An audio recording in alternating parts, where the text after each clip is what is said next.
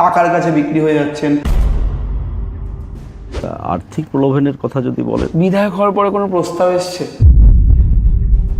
Chief minister হিসাবে যে কাজ এই 1-1.5 মাসে যেটুকু করার বা যা করেছে, কিছু কিছু কাজ আমার খুব ভালো লেগেছে। আমরাও হকার উচ্ছেদ করেছি।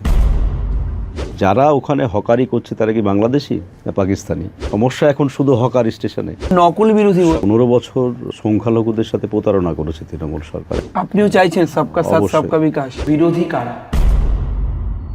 সবার পিছনে ভয় আছে আগামী 5 বছর যাতে এই ড্যামি বিরোধী প্রকৃত বিরোধিতা না করতে পারে। ডিম খাচ্ছে কেন না, তৃণমূলের ডিম- নেতারা?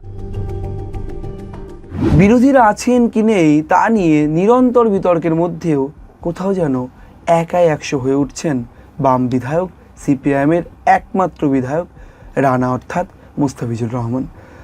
আমার সঙ্গে রয়েছেন মুস্তাফিজুর দা। দাদা, আপনাকে স্বাগত।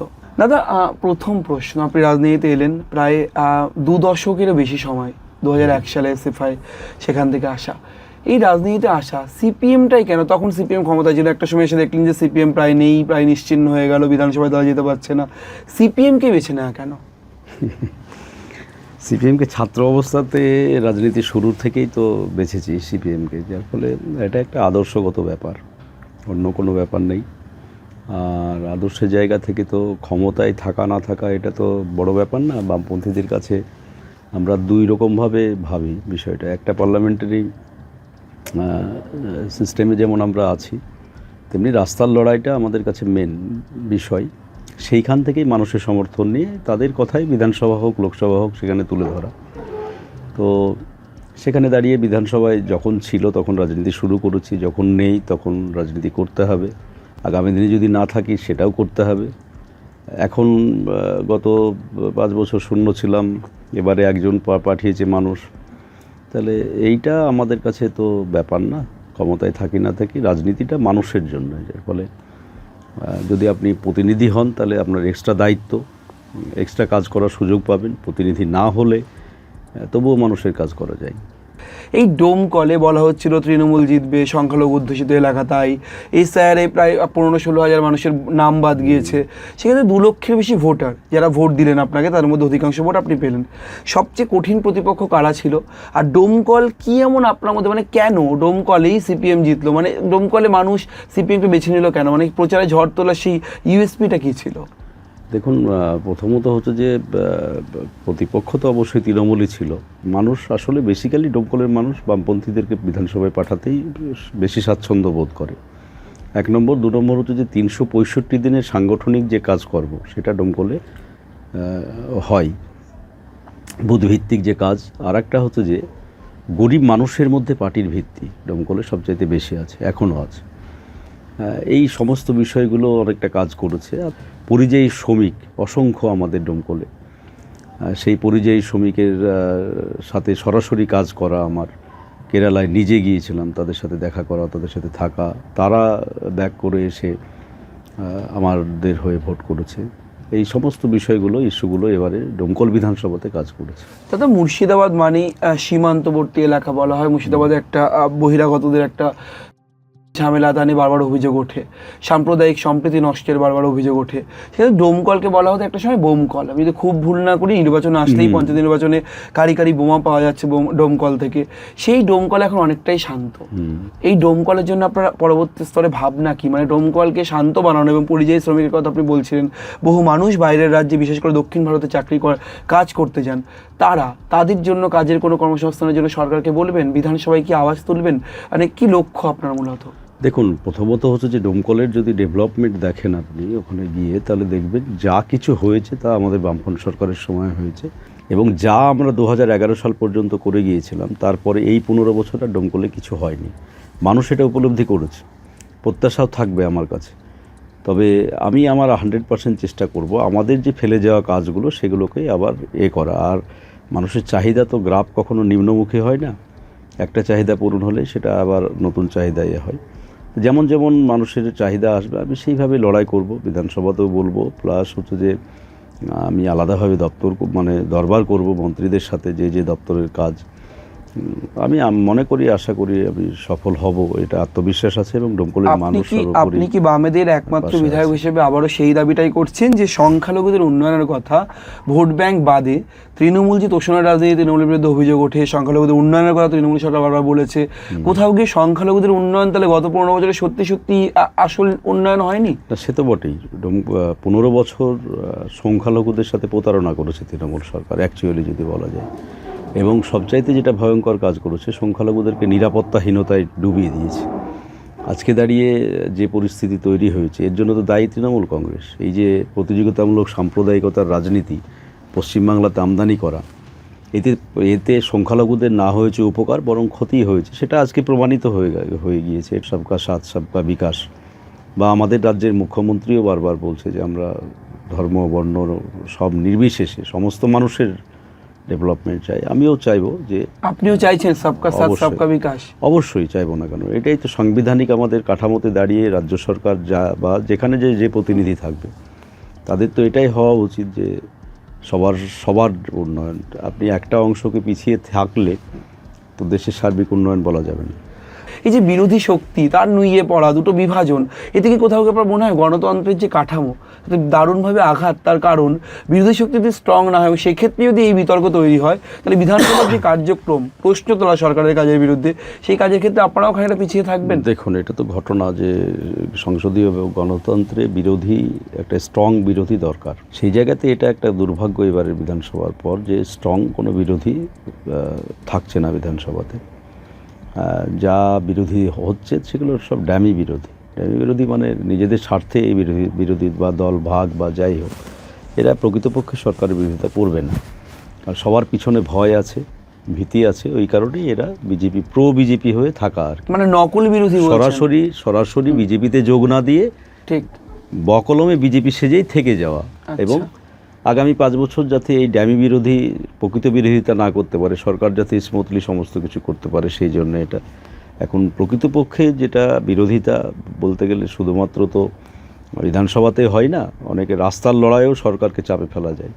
সেই বিরোধিতার জায়গাটা আগামী দিনে বামপন্থীদেরকেই করতে হবে। ঋতব্রতদের গোষ্ঠীকে বলছেন যেটা ড্যামি বিরোধী বা নকল বিরোধী, যদি সোজা বাংলায় বলা হয়। সেখানে এই নকল বিরোধী আমি ছাড়লাম, বামের একটা ইস্যু নিয়ে বারবার করে পথে নামছে যে হকার উচ্ছেদ, অবৈধভাবে হকার থাকা। এখানে পাল্টা একটা প্রশ্ন আসছে রানাদা, যেখানে দাঁড়িয়ে যে হকার যারা বসছেন, রেল স্টেশনে বসছেন, রাস্তার ধারে বসছেন, বা কোনো ঝুপড়িতে রয়েছেন, বিভিন্ন ক্ষেত্রেই যে হকাররা ফুটপাত দখল করে দিনের পর দিন সরকারি জায়গাকে দখল করে নিয়ে বসা, তৃণমূল নেতাদেরকে কাটমানি দেওয়া, একাধিক অভিযোগ আসছে। তাহলে এই যে অবৈধভাবে বসছেন যারা, তাদেরকে আইনের পথে যদি উচ্ছেদ করা হয়, সেক্ষেত্রে বামেদের ঠিক আপত্তি কোথায়? কেন বামেরা বারবার গিয়ে বুলডোজার চালাতে দেবো না বা এরকম করে প্রতিবাদে সরব হচ্ছেন? আমাদের দাবি যা সঠিক ছিল তত হাইকোর্টে প্রমাণ হয়েছে যে হাইকোর্ট তো দুই পক্ষের হলফনামা চেয়েছে। আমরা কখনো অবৈধ হকার বসানো বা করা সেটার না। অনেকে বলার চেষ্টা করছে আমরাও হকার উচ্ছেদ করেছি।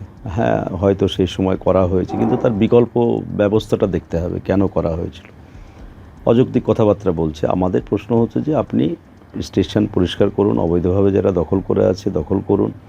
আর এই জমি জায়গা নিয়ে প্রচুর বিতর্ক আছে, কারা অবৈধ কারা বৈধ। আজকে যদি রেল যে কথা বলছে, রেল আগে এসছে না জমি আগে এসছে? তো জমি আগে, তারপরে তো রেল হয়েছে। ব্রিটিশরা এসে রেল করেছে, তার আগে জমিগুলো কাদের ছিল রেল বলতে পারবে? রেল কি সব জায়গায় ডকুমেন্টস দেখাতে পারবে? রেলের সব যেখানে যেখানে রেল লাইন হয়েছে তার জমি বৈধ আছে। যারা ওখানে হকারি করছে তারা কি বাংলাদেশি না পাকিস্তানি? তাহলে বিজেপির ভাষায় তাহলে সেটা বাংলাদেশি প্রমাণ করতে হবে। তাহলে বাংলাদেশি যদি না প্রমাণ করতে পারে তাহলে তারা আমাদের নাগরিক। নাগরিকদের মৌলিক অধিকার আছে, তো তাদেরকে কর্মসংস্থান দিতে হবে, সেটা দিতে পারছে সরকার? হকার কে হয়, কেন হতে যাবে হকার? আপনি আমাকে যদি হকারি করতে বলে আমরা করব, আপনি করবেন? সাংবাদিকতা করছেন আপনি, তাহলে বিষয়টা তা না। এটা আমাদের সার্বিক একটা সমস্যা সমাজে, যেখানে দাঁড়িয়ে কর্মসংস্থান সংকুচিত হচ্ছে দিনকে দিন, যত দিন যাচ্ছে।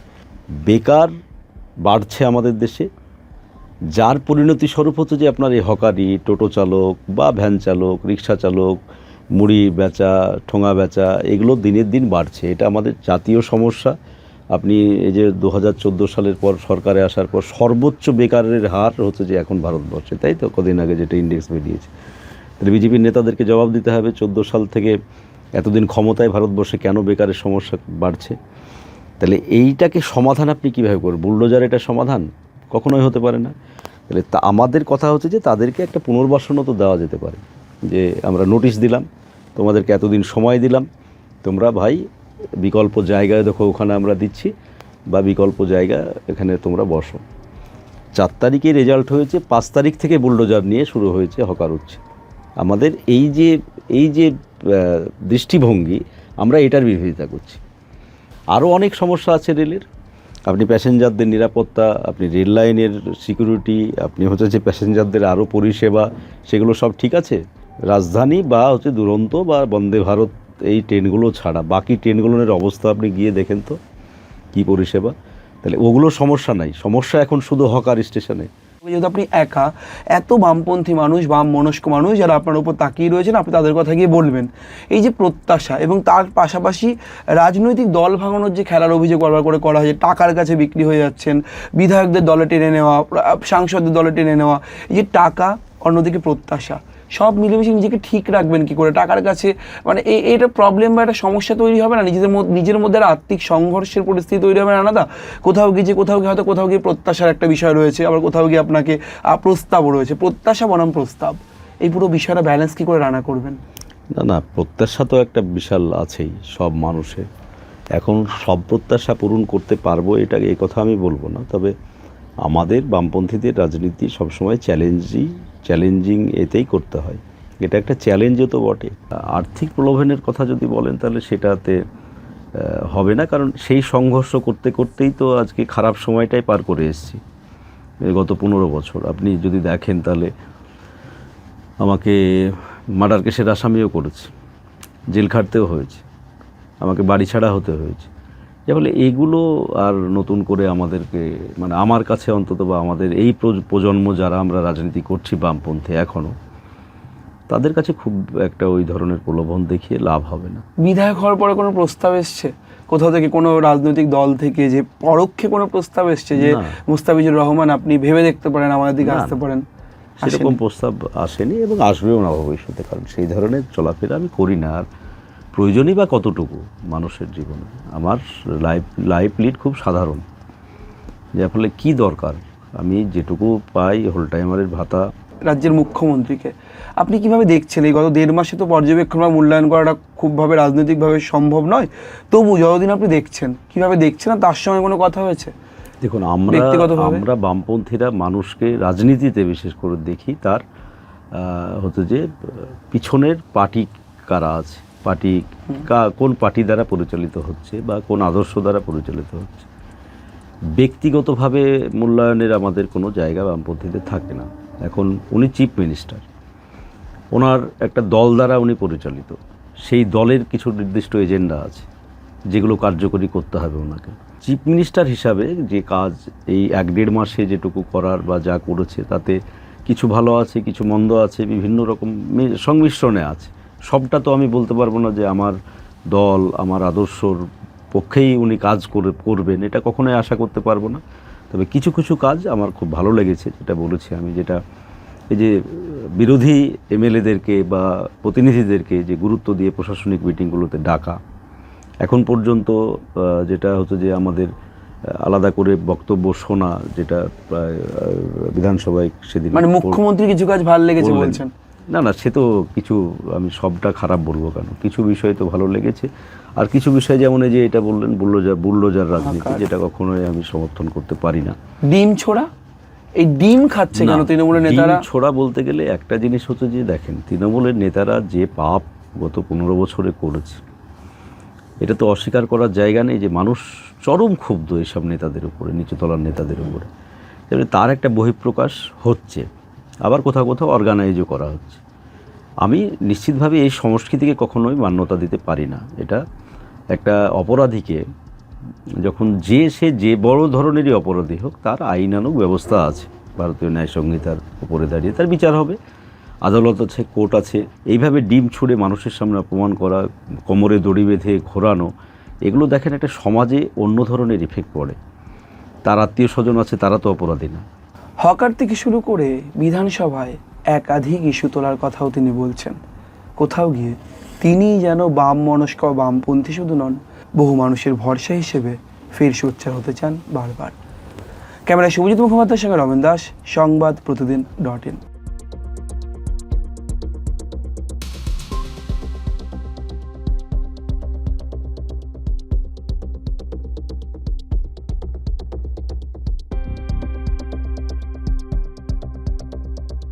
ফলো করুন সংবাদ প্রতিদিন ডিজিটাল।